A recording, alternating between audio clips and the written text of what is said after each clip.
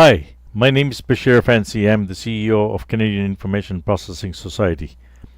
As CIPS has been doing for a long time now, holding webinars at least twice a month on very important topics, we are once again very proud to bring you a very interesting and relevant topic today to create awareness, if it was not already there, that that the corporate culture and the mindset needs to change and change fast if the businesses would like to ensure their sustainability on the long term. As we have noted many times in the past, the pace of technology changes has picked up tremendously. And in fact, new business models have emerged powered by advances in technology, unbundling traditional capital intensive industries such as banking, insurance, automotive, and hospitality. Technology startups are now driving these changes, which are eating up basically the world. Corporations have had challenges creating the same. Why? Ryan Poissant of Mars Project will today share his insights on the mindsets, tools, methodologies that the startups utilize and highlight contrasts between startup and corporate world. You will hear about the culture and what the stumbling blocks are. Ryan will talk about the case study on the new approaches to the ideas, validation, and product launches leading to better outcomes. So without much further ado, let me present to you Ryan Poissant. Thank you, Bashir. Very nice to be with everyone this evening. As mentioned, my name is Ryan Poissant. I am the Senior Director of Corporate Engagement at Mars. Mars is an innovation hub based in downtown Toronto.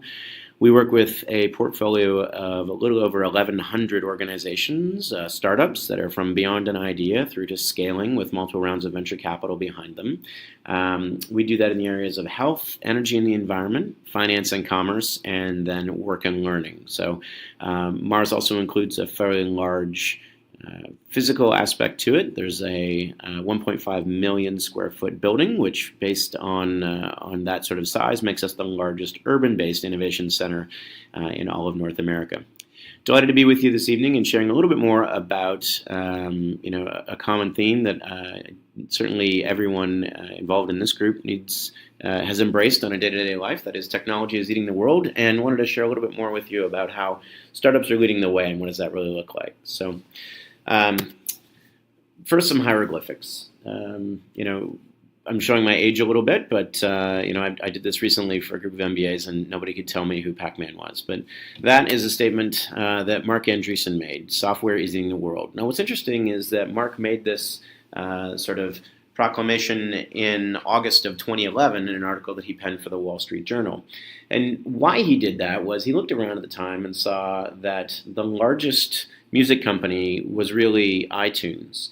The largest video company was something that was completely run by computer software at the time, which is Pixar. And Disney, who invented the concept of animation, actually bought Pixar. He looked around and saw that the largest bookseller was not Barnes & Noble in physical space with bricks and mortar, but actually Amazon. There were a number of these really interesting sort of scenarios evolving where it was an underlying technology platform that was powering somebody that was a large category leader. Video content distribution, that's Netflix. And so what he saw was, there was this change that was coming, and ultimately, penned the article to try and tell everyone, hey, I think this is a big deal, and we should all kind of, get on board here. Ultimately, what was driving that was, the combination of Moore's law, making, the supercomputer broadly available in everyone's pocket, and not only that, being attached to a high bandwidth internet that allows all these supercomputers to be networked together, and making the foundation for many advanced business models possible that couldn't have been in the past. So our old friend Moore's law was at work, and what he saw was that the price of computing had come down, and the opportunity for people to leverage these tools has continued to increase, and that was driving a whole bunch of change. Now, inside of the mainstream corporate world, this was sort of greeted as ho-hum business as usual. We've got profits here, we've got things that are very important to us.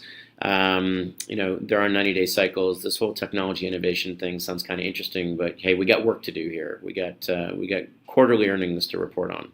And so, not a lot of folks kind of stood up and took notice across sort of many established and entrenched industries. At the same time, though, startups were taking advantage of these advances in tools, and they were leveraging these new capabilities in order to, keep calm and seize the means of production, as it were. So, we'd like to introduce you to Eric Ries. Eric is the author of a book called The Lean Startup, and really it was the beginning of a movement around embracing lean principles to figure out how to bring startups together. But Eric's got some really interesting thoughts on why this matters to corporate Canada. Here's a quick clip. I've spent a lot of time with major companies where I'm considered some kind of innovation expert, whatever that means. Like, is that an oxymoron? I don't know. Is that a contradiction in terms? Can you be an innovation expert? I don't know. But anyway, I get the phone call now from companies who want to know, why should my big company innovate? And I always tell them the same thing. It's because your company will die otherwise. And they get so offended. Like, we are a 100-year-old company with, we're the leader in our mind. I'm like, hey, listen, you called me. I'm just telling you what I think. And then I try to tell them stories about, a kid with a credit card, with $1,000 budget. I just saw him build a product that from the consumer's point of view is indistinguishable from your highly polished, multi-year generation, established product. And their first reaction is always the same. Well, we'll just buy that kid if his product is successful. And I'm like, you're not understanding the moral of the story. It's not that this one kid with a credit card can do this.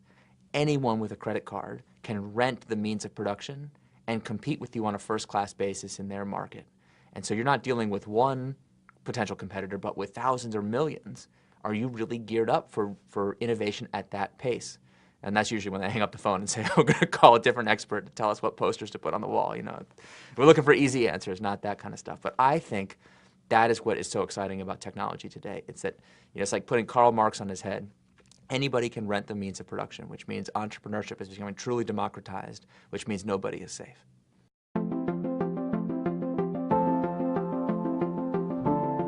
All of our process diagrams are linear box diagrams that go one way. But entrepreneurship is fundamentally iterative, so our diagrams need to be in circles. We have to be willing to be wrong and to fail. But modern management says failure means you get dinged. For example, one of the things I've tried to do is to tell companies, put on your employees' performance evaluation a concept we call productive failure. How many productive failures did you have this year? If someone comes to you and claims that they didn't fail this year, one of two things. They're either lying to your face, or they were incredibly, unbelievably conservative. In both cases, it's actually not a positive attribute. You want to say, show me a time when you failed but learned something really valuable, where you were able to pivot to something from something that didn't work to something that did work. Or I have a lot of examples now where you save the company an incredible amount of money. Because instead of spending $10 million on something, we spent $100,000, did an experiment that proves conclusively there ain't no business here. Executive sponsorship of a startup is about learning and supporting the team and going on the journey with them. It's not about reviews and evaluation and stage gate, go kill decisions. So it's a really different change, at the executive level, at the middle manager level, and at the implementer, line manager level, required to do this thing. But on the other hand, the alternative is to die. So I feel like, yes, it's hard, but that's better than having your company go the way of Kodak or BlackBerry or, pick your favorite company in the last few years that's gone from a $100 billion market cap to $5 billion, and ask yourself, was playing it safe actually that safe? I don't see the evidence that that's true.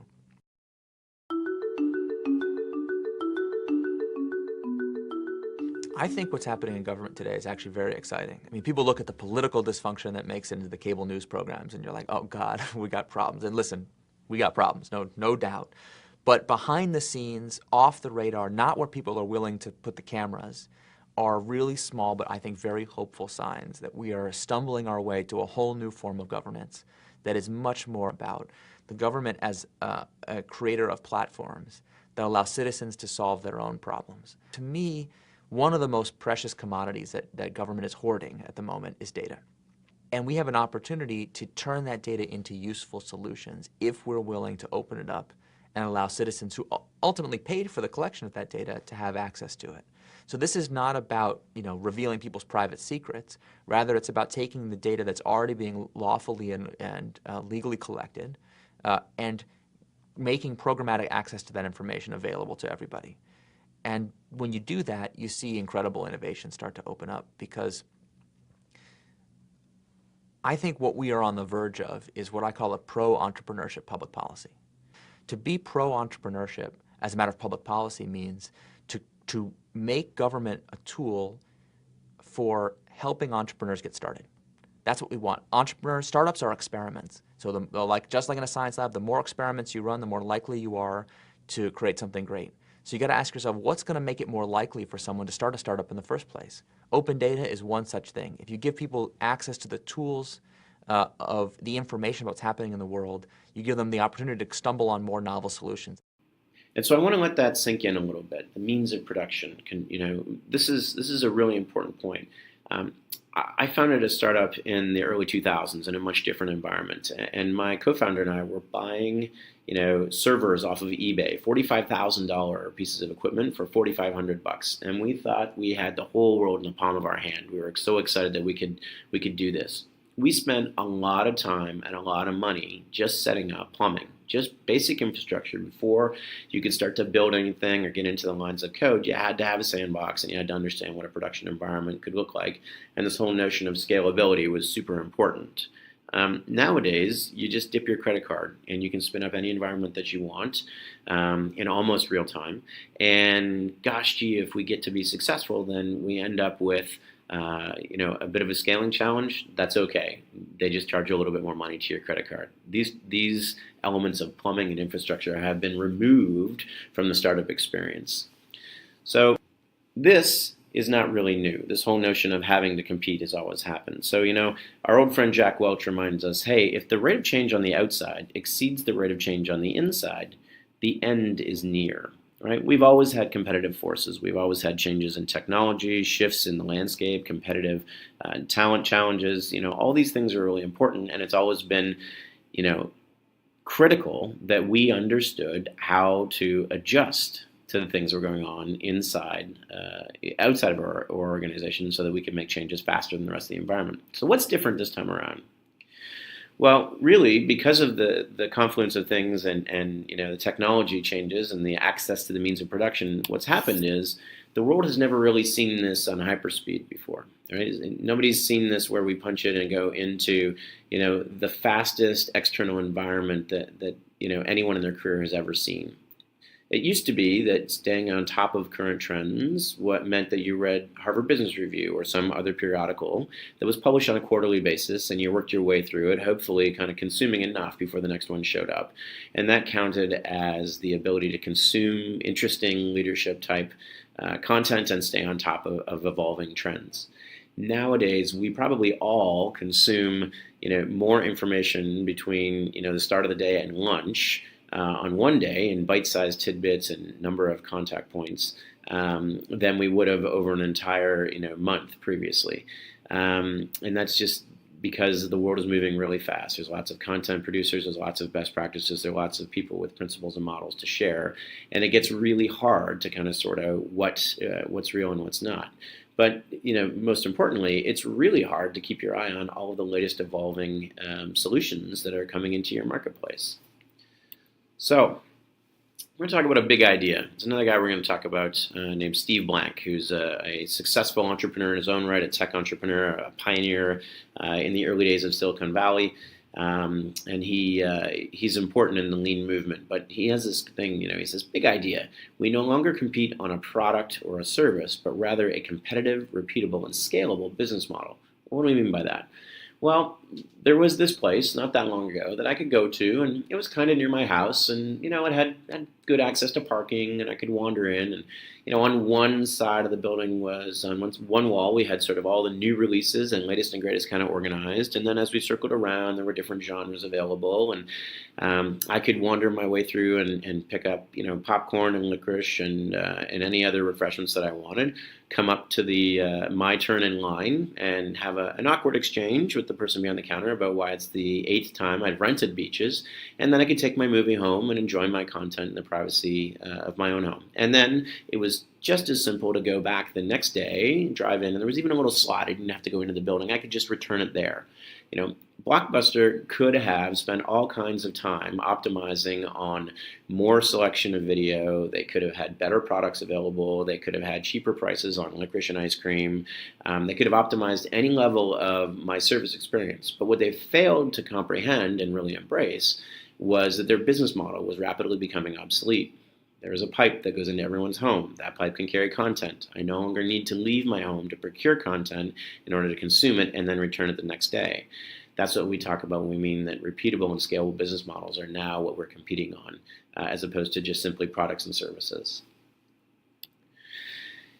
And with that, there's some really interesting data that says that even if you do, find yourself in a repeatable, scalable business model situation, it's getting harder and harder to stay on top. This is the life expectancy of, the S&P 500. So these are the folks who are leading and doing it the best. Large corporates, generally in the past in very defensible kinds of industries. As you can see, the life expectancy continues to reduce and is projected to continue to decline. So, the notion that what got you here is going to carry you through the future is rapidly evaporating from underneath everyone's feet. We have to really understand how to keep our eye on the future and retool, or else we're at risk of going the way of Blockbusters and the Kodaks of the world. I want to talk a little bit about technology and where things have kind of evolved. Now, it used to be that the largest companies were in, again, more traditional industries. 2001, you've got GE, you've got Exxon, you've got Citibank and Walmart. Microsoft managed to slip in there. But you fast forward 10 years, we've still got Exxon, now in the lead here. We've got Apple instead of Microsoft as the lone sort of tech company in the top 5 by market cap. And we're heavily dominated by natural resources with PetroChina and Shell rounding out sort of the top 5. If you take a look at what happens in 2016, that 5 years since Marc Andreessen sort of sounded the alarm bell, the world shifted a fair bit in terms of market cap, largest companies by market cap. Apple, Alphabet, which is the reformed Google, Microsoft, Amazon, and Facebook make up the top 5 companies by market cap in 2016. This evolution is happening, right before our eyes, and it has a lot to do with every large organization that's out there. I think the best way to kind of illustrate this is to give you an example of this notion of unbundling. So this is a Wells Fargo kind of login page that you would see from their website. And this is an example of what that login page, the top being personal and the bottom being small business, looks like when you start to add all of these smaller, startup companies. These are funded ventures who have said, hey, I can take a slice out of what was previously thought of as a bundled offering from a large bank.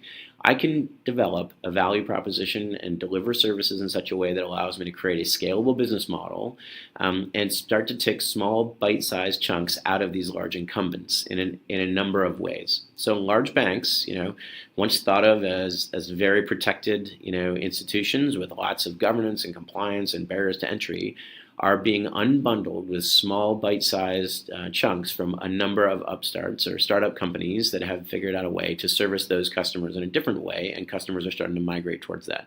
Not all of these companies will survive, but they're a great example of how many organizations exist that are trying to take on what was once thought of as sort of sacred ground, which is the banking industry.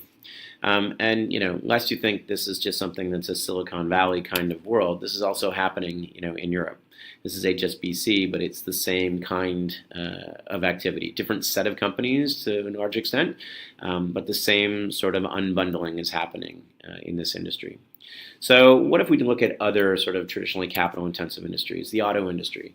So, innovation used to come out of Detroit.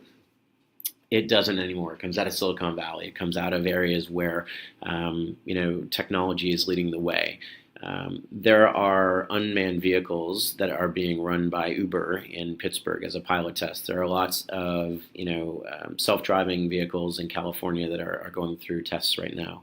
General Motors actually spent $1 billion purchasing a company called Cruise that was about 18 months old because they had built the technology that was required for a self-driving car. And GM said, you know what, we'd much rather acquire, this intellectual property, this intellectual capital, this team by buying a startup versus try and figure out how to do this on our own. And so you see a number of partnerships that are happening between ride-sharing programs like Lyft and Uber with large, manufacturers. Things are changing rapidly in the auto industry, even to a point where how you purchase cars. There's a test being run right now over in Italy that you can buy a Fiat on Amazon. There was an announcement recently that Walmart was going to pilot, auto sales on their website so you could buy online. So there's just lots of change happening in what we thought of as the old guard of manufacturing, capital-intensive manufacturing and assembly, like automotive. All right, what about other things that require big investments in infrastructure? How about lodging? Well, as it turns out, the largest organization inside of the hotel and lodging industry is actually Airbnb, and they don't have any hotel rooms that they own. This is an example of other parts of the hotel and travel experience that are being picked apart by startups. And what about the most boring thing we can think of? What about something like air conditioning and HVAC? Well, it's happening there too. Honeywell, who makes things like thermostats and other really mundane but very useful kinds of devices and technology that go into residential and commercial buildings, they're not immune from this either. This is a list of folks that are taking on the bits and pieces of what Honeywell currently does. This is for the residential kind of section. So it gives you a taste of what's going on with startups and how they're embracing sort of this lower cost of barrier of entry in order to take and utilize these tools to bring solutions to marketplace and starting to pick off smaller groups of customers that are starting to grow and say, hey, if somebody can deliver this for me, good or better, faster, then cheaper, I'm all in on trying that experience. And they're starting to win and pulling customer segment market share away from the incumbents. So what are these crazy things called startups? Well, you might have a vision of this, which is two kids, in the basement playing with some interesting technology. This happens to be from War Games, and that's Matthew Broderick trying to dial up a game of global thermonuclear war from 1982's popular flick. Incidentally, for me and maybe many of you, the first time I ever saw a computer attached to a telephone, which changed the whole world of what it could do and what it was possible if you could talk to other computers, the first concept of networking. If you're paying attention to the press, though, and you're watching some media and some of the industry publications, your view of a startup might look something like this. Here's a group of, smug 20-somethings who all have their matching, T-shirts and hoodies on, wearing jeans and sneakers, who have apparently discovered some secret to the universe that we weren't even sure that we were supposed to be looking for. And they're all going to be rich in 18 months and because they have figured the whole thing out. Likely, the reality is somewhere in between.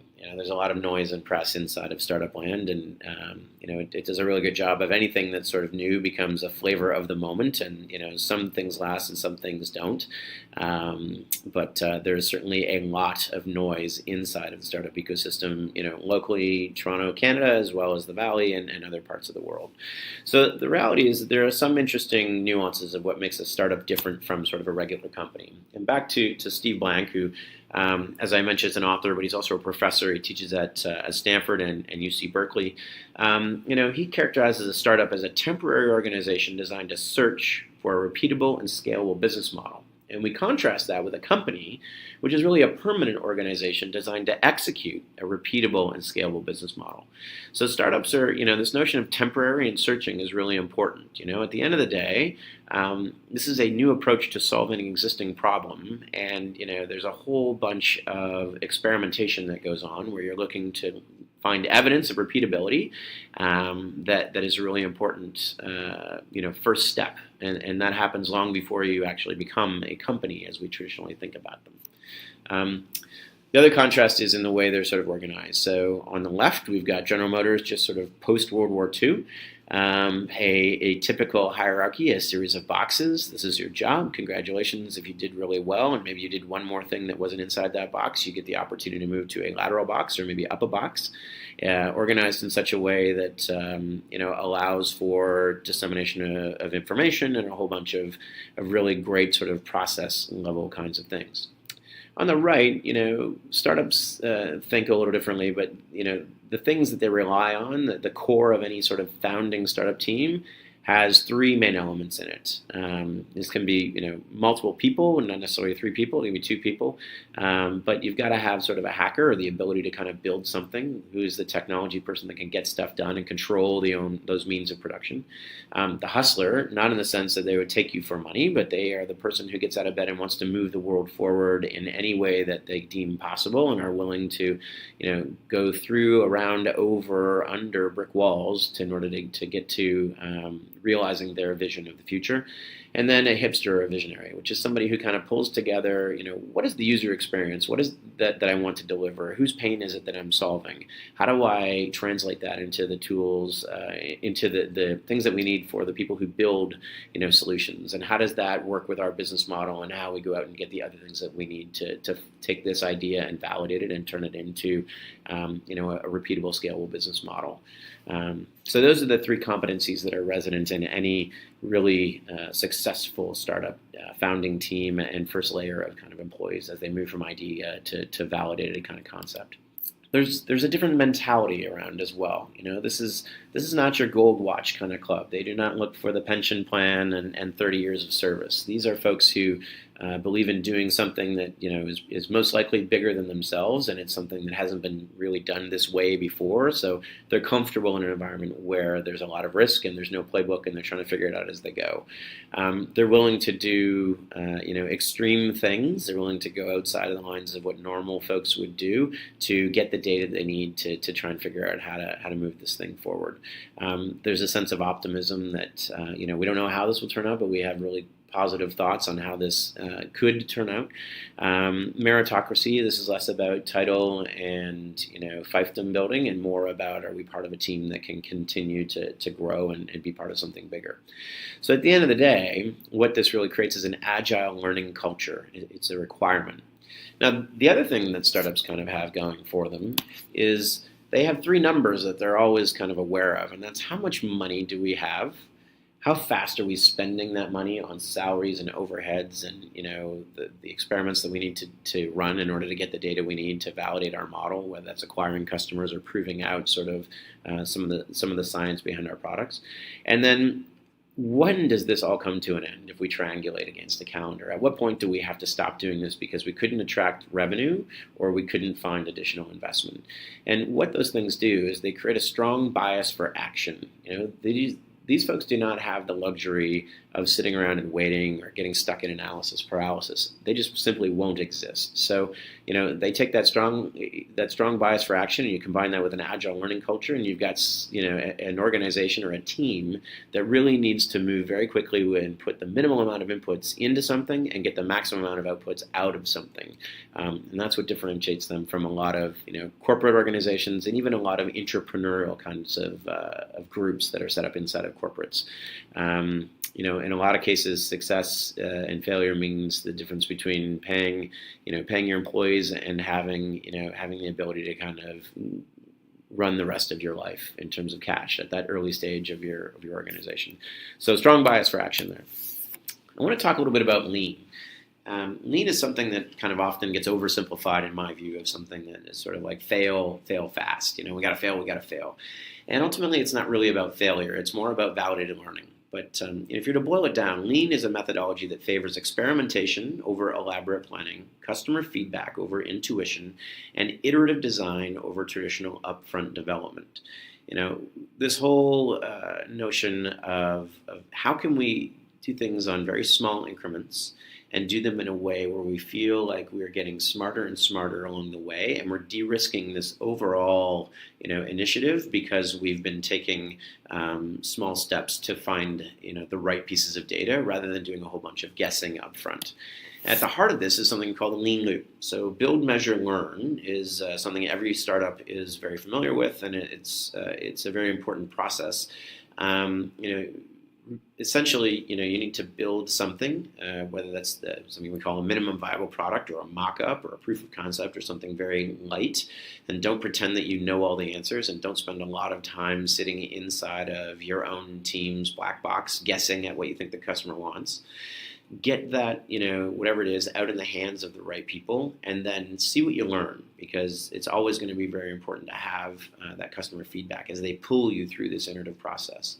And the teams that win are the ones that go through this loop very quickly with a lot of great efficiency, gathering learnings, translating those into what they build, measuring the next iteration of that, and then gathering more learnings and keep going around and around.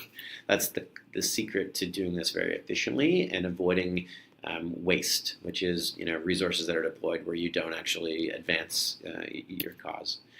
When we take a look at sort of how our startups kind of built, there's really 4 stages from going from almost a blank sheet of paper and an idea right through to an actual ongoing company. And this is some pioneering work that Steve Blank did a number of years ago. He wrote a book called The 4 Steps to the Epiphany, which was kind of a weighty textbook that didn't get a lot of love in the press. It wasn't very easy to read, but inside of that, there were a lot of really great frameworks and ideas. And this is one that has survived, and it's sort of also at the heart of the lean sort of methodology for startups. It's called the customer development cycle. And ultimately, it's a series of loops that come together. Customer discovery, where you kind of take your ideas and guesses and translate that into something that you can go and show people to get some feedback. And then once you start to see that the data is starting to form lines as opposed to dots, and you're on a good pathway, you need to sort of run some experiments to validate that that's really true. And then once you get through sort of the second stage of customer validation, you've hit what we call sort of product market fit. And then congratulations, you've got all the problems of a large company, which is competitive forces and talent acquisition and all those kinds of things. But in advance of that, you're just searching for a repeatable business, and it's a really interesting process. So we've got a 2-minute clip here from Steve Blank himself on really explaining what it means to kind of take an idea, build something, and then get out of the building to go test it, and why it's important that these things are all in circular loops. Let's take a look at the first step in customer discovery. You're going to be living this for the next couple of weeks if you're doing this for real. Phase 1 is you state your hypotheses and you draw the business model canvas. And again, you put the canvas on the wall, you and your team get around and put up yellow stickies. But the next step is you get out of the building. You're going to test the problem. You're going to test your understanding of the customer's problem or need, and you're going to figure out how to build the prototype. The next thing is you're going to test the solution. You're going to test the solution if you're on the web by building a low fidelity and then a high fidelity prototype. And you're going to again test your understanding of the customer's needs and whether your solution matches it. And this match, again, is called product market fit. That's the holy grail for entrepreneurs. Am I building something that people can't get enough of or are just willing to open up their wallets and empty it in front of you to get their hands on? And the 4th phase in customer discovery is you verify or pivot. Do people agree that you're solving a high-value problem or need? And do you understand your business model enough to start test selling, which is the next step in customer validation? Now, what's really depressing to most entrepreneurs is the answer most often the first time you go through this is heck no. And what's worse is, well, they kind of sort of like... Well, kind of, sort of is not a startup. Kind of, sort of is people have been nice to you. The only time you know that you have something that's worth investing your time and money in is if people are literally trying to force their money on you or can't use your product even in its buggy, uninitialized form enough. This is what you're looking for. And if you haven't found it yet, that's why the customer development process is an iterative circle. It assumes you will be going through this multiple times. And when you finally think you do have something that matches customer needs, you get to the next step, which is customer validation. And so you can see that this whole notion of going through the loop is really important. So is the notion of pivoting. Oftentimes the worst sins an organization or a group of individuals trying to test a new idea or validate a new idea can commit is to pretend that they have all the answers, and they can spend all kinds of time jamming more features and functionality in there and forget that it needs to get out of the building and go talk to other people and let the data lead you along the way. But most often you're going to be wrong the first couple of times, and that's why it's really important to do all the legwork. I'll talk a little bit about business plans now. Many of you I know from the work that we do with our corporate partners at Mars are still in a world where business plans are the language of the organization. sort of starts off where somebody who's generally quite senior has an idea for something that could be very large and transformative. They start to socialize that idea. They take a sort of a test of the political winds to see if there's any support for that idea across management and other key influencers inside the organization. Once they get enough kind of buy-in that maybe this is a thing, they start to write out a business plan. It generally turns into a 60 to 70 page single voice long form prose kind of document that, if you print it out and drop it on the table, it makes a bit of a light thunk. In there's at least 2 pages of a risk assessment, and somewhere there's a 5-year compound annual growth rate that makes a curve go up and to the right that's really attractive. By the time the writing is finished, and then we go through a budgeting cycle and a whole bunch of yay or nay decisioning from management and whatnot. It gets approval, and then maybe there's some resources assigned to it from the technology group. We do some requirements gathering. We start to think about how we cascade this thing into a waterfall. Then we start to build it, and probably 18 to 20 months later, from the time it was a really great idea, it kind of has first contact with the customer. So here's the challenge with that. What we've learned is, despite how well written a lot of business plans are, that 5-year compound annual growth rate rarely, if ever, shows up the way it was intended. And that's because as soon as a product or service comes in contact with customers, it kind of looks like chaos. It's not really neat anymore. Mike Tyson kind of said it best. Everybody's got a plan until they get punched in the face. And releasing a product is kind of like getting punched in the face. Only the customers, who we think we're delighting and going to be super happy if we build it, they will come, is how we sort of plan and design things in the old world. They don't always beat a pathway to our door and rejoice that we've come there. Sometimes they give us all kinds of mixed signals, and sometimes they just shrug their shoulders, and we find out that there was a misalignment there. So, Steve Mike says no business plan survives first contact with customers, and that's why it's super important that you have first contact earlier in the process and you don't wait until you get all the way to the end of this long, drawn-out business plan kind of cycle before you connect with customers. So what startups use and what we advocate and teach to our corporate partners through our innovation programming is something called the Business Model Canvas. It's a tool that was designed by a gentleman named Alex Osterwalder. It was 5 years of his PhD thesis over at the University of Lausanne in Switzerland. And what it is it's a set of tools with 9 boxes that allow you to express any business model in terms of these 9 key areas, and you can start to look at the interdependencies and relationships across all of them. This is meant to be used as something you put up on a wall. You use sticky notes. You take a lot of voices in and have a lot of viewpoints and gather your assumptions on who are our customers, what segments are we serving, why do they buy our products or services, what value proposition do we offer them, how do they consume those, what kind of relationship do we have, what kind of revenue models do we generate from there. And then, correspondingly, what are the things that we must do, the partners we must have, the activities we got to be good at, the resources that are around that drive our costs so that we can kind of understand this. You can map an airline to this. You can map Gillette's, razors and handles kind of business model to this.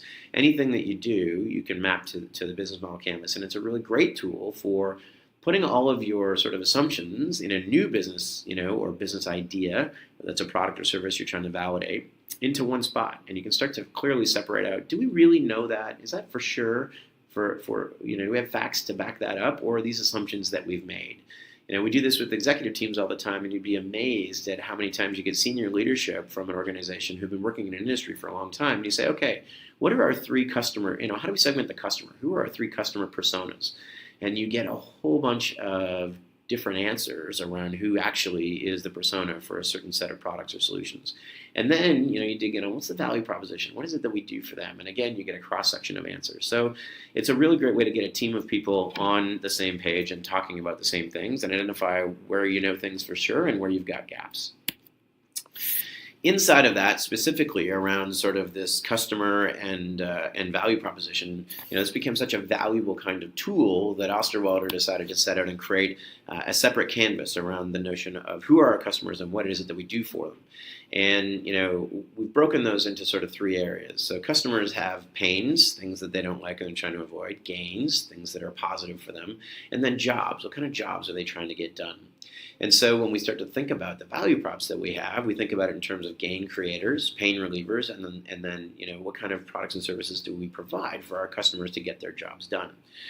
And so to kind of expand on that, I want to turn to a gentleman by the name of Clayton Christensen. You might have heard of. He wrote a book called The Innovator's Dilemma way back when. He's a Harvard professor, and he has actually a consultancy firm called Innosight that just focuses on helping large firms like Procter & Gamble become more innovative and be more efficient in how things run. Christensen has taken up sort of the mantle of jobs to be done as a framework, and this whole notion of we hire products to do things for us. So I've got a great clip here that helps kind of unpack this whole notion of what do we mean by the jobs to be done framework. And so here it is. Hi, my name's Clay Christensen. I'm a professor at the Harvard Business School.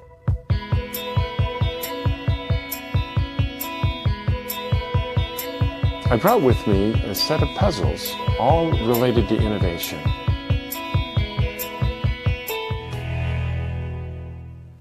We decided that the way we teach marketing is at the core of what makes motivation difficult to achieve.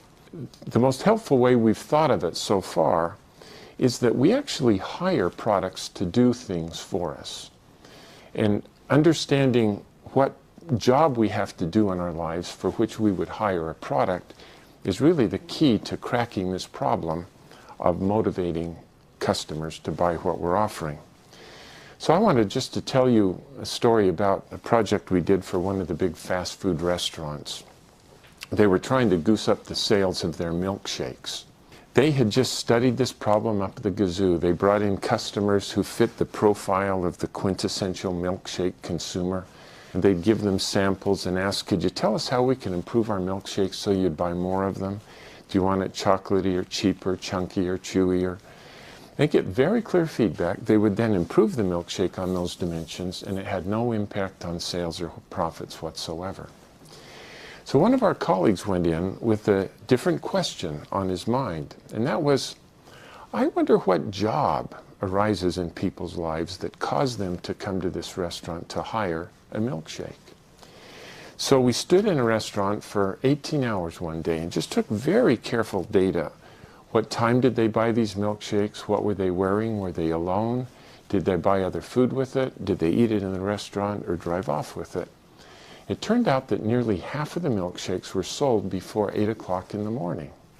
The people who bought them were always alone. It was the only thing they bought, and they all got in the car and drove off with it.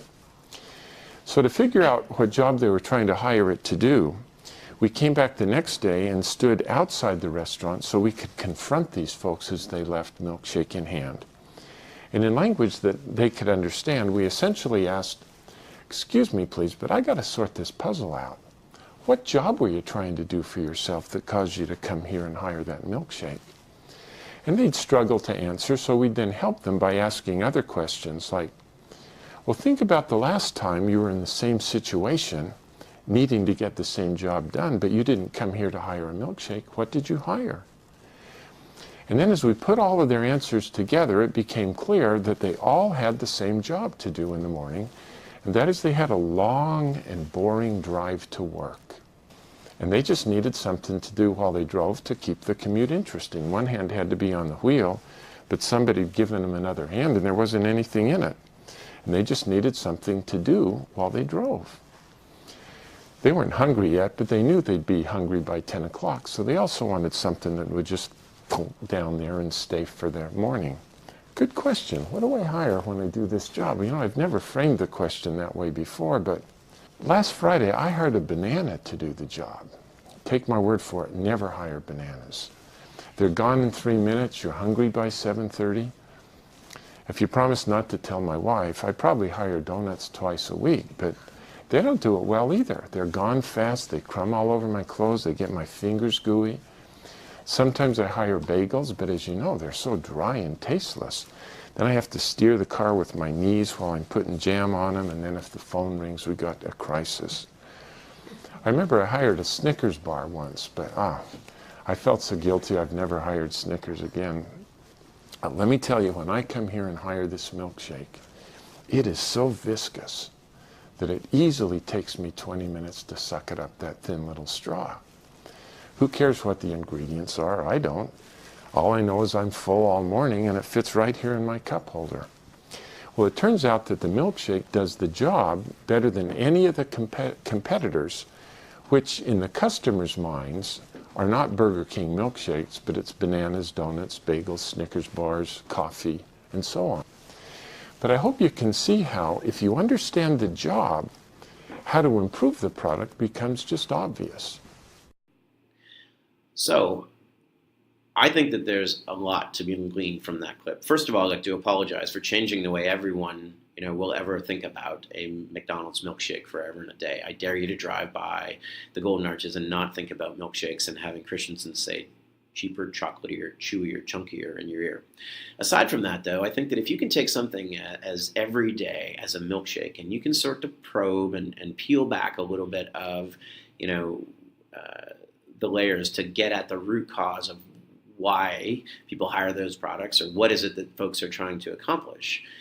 Imagine how rich there is a data set to mine when you start to think about the complex products and services and relationships that you have with your customers for the things that they're consuming from you on a daily basis. Think about unwinding a financial product. There's lots of information that would lead you down some really interesting paths to better understand why someone chooses this credit card over another one or this other financial product at a stage in their life. If we can get insights on milkshakes, then we can get insights on anything. And I think it's a really, really interesting tool set. So a couple of things to kind of to leave you with. The entrepreneurial API, what are the tools that entrepreneurs and startups are kind of using? Well, at the heart of it is this notion of lean iteration, build, measure, learn. And that's a really important tool for us as we take and work through sort of the stages of customer development. So how do we do discovery and validation and work our way through to get to product market fit?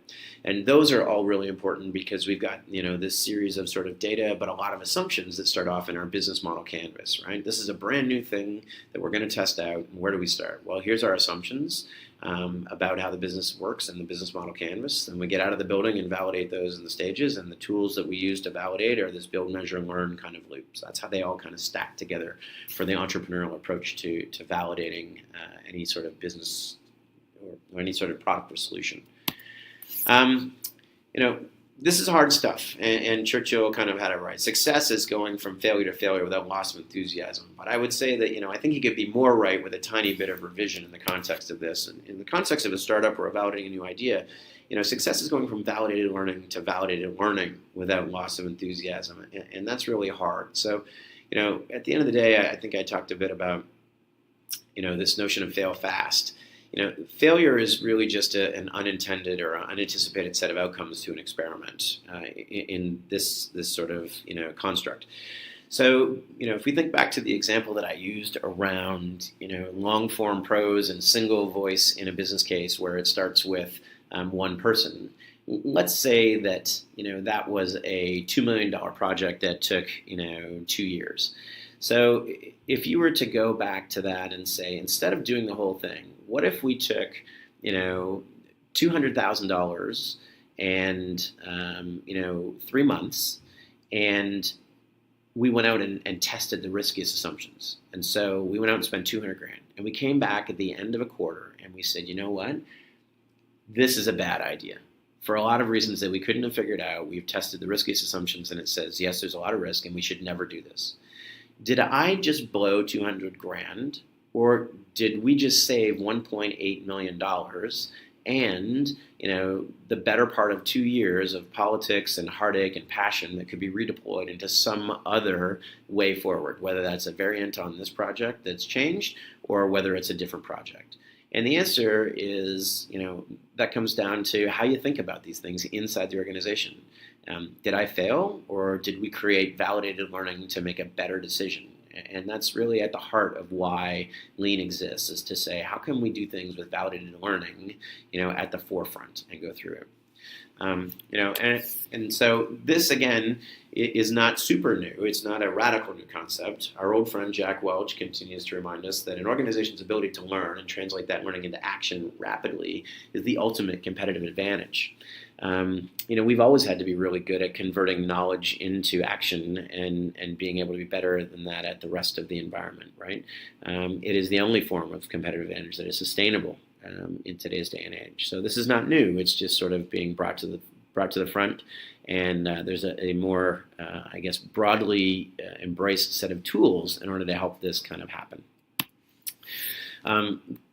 Quickly recap, sort of there's improving and inventing, and on the left we've got sort of existing business models which are known, and that's all about, improving. There's always new product development, there's always process improvement, continuous improvement, that's always going to be there.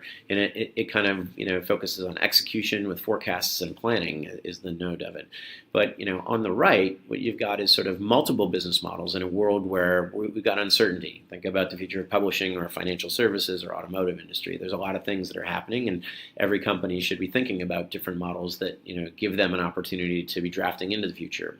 And that's about inventing, not just improving. It's about brand new solutions to existing problems or changing dynamics in the marketplace. And the skills required for that are really around search. How do we learn, pivot, and experiment and create a culture that embraces those things and have skills and talents inside the organization that make that possible? And as you can see in the middle, these two things aren't necessarily always congruent. It's why I think it's really hard. It's kind of like companies of the future need to be able to walk and chew gum. It's really imperative to their survival, and that's what this kind of outlines. At the end of the day, this is so much so that Osterwalder wrote a piece that appeared in HBR middle of last year, 2016, where he sort of said, will the organization of the future have two sides to it? Will it have the executional side, the traditional CEO with your C-suite across functional areas or lines of business? And then, complementing that, will we have a chief entrepreneur? Will we have the person who's in charge of, not worrying about anything that's happening today, but thinking, 3 to 5 years out and understanding trends, or thinking about where is the current business most vulnerable, and if we were to be disrupted, can we figure out a way to disrupt ourselves by putting entrepreneurs and really skilled kinds of thinkers against that problem, as opposed to waiting for somebody externally to do it. So proposed in a structure where you'd have chief portfolio manager, venture capitalist, risk officer, etc. Important to note here that you really advocate strong for the fact that this person should not report to the CEO because they have, a different aligned set of interests. They should report to the chairman of the board because the CEO has incentives and structure around short-term results, whereas an entrepreneur and the value that they would derive for that organization would be more longer-term focused in nature. So in order to avoid these things being at odds, he recommends that this would be sort of on par with the C-suite and report into the chair of the board. And at the end of the day, culture eats strategy for breakfast is my favorite way to kind of say this stuff is hard. It's hard for startups. It's harder for corporations. There are lots of great answers and strategies that have been devised over the years, billions of dollars worth of great thinking that's been paid for by major consulting firms that still exist in binders and PowerPoint decks and PDF files on hard drives that never actually saw the light of day and were never fulfilled based on their potential. And that's really because culture is really hard to nail. Anybody who's doing this really well is doing it in such a way that they've licked culture. They've figured out a way to embrace this notion of doing things in an ambidextrous organization where you can walk and chew gum, and we don't have performance systems set up that punish folks who say, I'm going to run 8 experiments that are really important this year, and then if they fail on 6 of them, they end up taking the blame for it, and it impacts their performance review and their compensation. There's a lot of structural kinds of things that go into building a culture, and those really need to be changed to embrace this notion of how do we move fast, how do we create an agile learning culture and have a strong bias for action. So lest you think all is lost, I wanted to take a couple of minutes here at the end and wrap up with a bit of a case study on somebody who has embraced some of these principles and is getting some interesting results. Talk to you a bit about Intuit. This is a case that was presented by the Chief Innovation Officer at Intuit a couple of years ago. And he starts from, sort of Scott Cook, their founder, really thinks about the customer first. We improve our customers' financial lives so profoundly they can't imagine going back to the old way. That doesn't talk anything about their products. They just talk about their customers' financial lives and improvement, right? This is about customer love, and that's at the heart of what things they're happening in Intuit. So much so that they decided to adopt, a philosophy where innovation is really a part of everyone's job, but they have a mandate around customer-driven innovation. So find an important unsolved customer problem that we and those we enable, so people inside of their value chain or their delivery channel or partners, can solve well and build durable competitive advantage. And so they embrace something called design for delight. So deep customer empathy, go broad to go narrow, and then rapid experiments with customers. So they had to create a little bit of a safe place to say, if you're inside of this number of customers, then you can have an accelerated and legal process, and risk will be okay. And here's some parameters that we can actually be in front of real customers to test with, but we're not going to do anything that's catastrophic while we're running experiments. So they had to do that, and all of that is part of their design for delight piece. Now, why did they go down this path of what they call rapid experiments? Well, ultimately, a few years back, they had a notion for quick receipts. So, hey, we've already got this data, and we think this would be a great idea. And we reached out to our customers and did a survey and said, wouldn't it be great if you could get e-receipts all stored in one place? And customers checked the box that said, yeah, sure, that sounds great. And so they went off. They built a business case. They had resources. They had money. They did requirements gathering. They built it. They foisted it onto the world. And what they found was, hey, 404, business not found. What customers will tell you in a 2-question survey or a 5-question survey does not actually mimic what they will do when presented with the opportunity to download an app, change their process, do 3 extra steps to gain benefit, et cetera, et cetera. So, they found that this notion of here's what they'll say does not necessarily follow the here's what they do.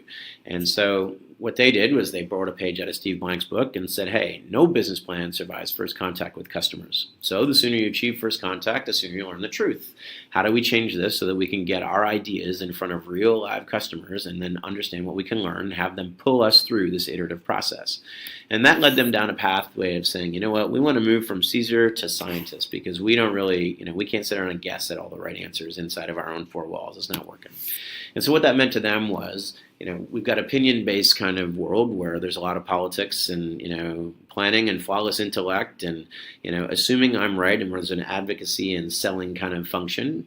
And, let's not kid ourselves. There's political capital that gets invested in these things too. I'm going to stick my neck out. The rewards might be big, but I might also get stabbed or lose my job because I attach my name to a very large, possibly transformative, possibly, completely explosive failure kind of project. And what if we stopped doing that and we moved more towards a scientist kind of approach? What if we let the data do the talking and we involve more than one person as we were doing it? And instead of sitting around and trying to get it right by thinking and planning and coming up with risk scenarios, we could actually just get out of the gate and start doing things and get us some of that data so we could make better decisions and iterate. Let's start from the assumption that we're wrong and then figure out what the data tells us. And at the end of the day, this might actually be fun. We might create some engaged employees out of it. So that led them down to set up a program where they were just sort of saying, listen, if we can make faster and more informed decisions, we all win. Let's reduce some risk. Let's minimize the amount of resources we require to test new ideas and move things through. Let's get more grist through the mill here, more ideas that we've had a chance to kind of play with and see if we can validate. Reduce our ends, some false positives and negatives, and then create some engaged employees along the way. So they did a whole bunch of work, 600 plus kind of what they called internal, small to medium-sized experiments. They touched 1,200 employees across the spectrum of their organization. And so does it pay out? Well, in Intuit's kind of view, yes. 20 million in new revenue from this experiment, multiple new ideas in market, some internal process improvements that were part of this process. They reduced the amount of resources required, and they drove some increased employee engagements in less than 18 months. So, their view was this has become a really important part of how they, cultivate and validate new ideas and see what comes out of that to drive meaningful kind of results in their business. So in summary, if I leave you with a couple of things this evening to take away, we've never seen hyperspeed as a rate of change. Startups are moving fast. Every industry is bleeding into the adjacent industries around it, and things are happening very quickly, enough to make your head spin.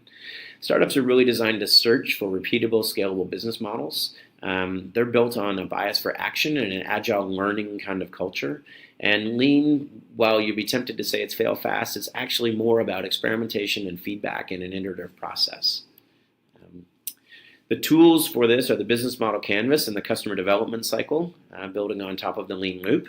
And the value prop can really be unpacked to be a summation of sort of the pains, the gains, and then the jobs to be done is how we express those for our customer segments. Culture eats strategy for breakfast. Thank you, Mr. Drucker. And at the end of the day, Intuit says less Caesar and more Edison. At this point, really wanted to thank Bashir and the rest of the team for inviting me to come share this with you, and hopefully you've found some of these elements to be helpful.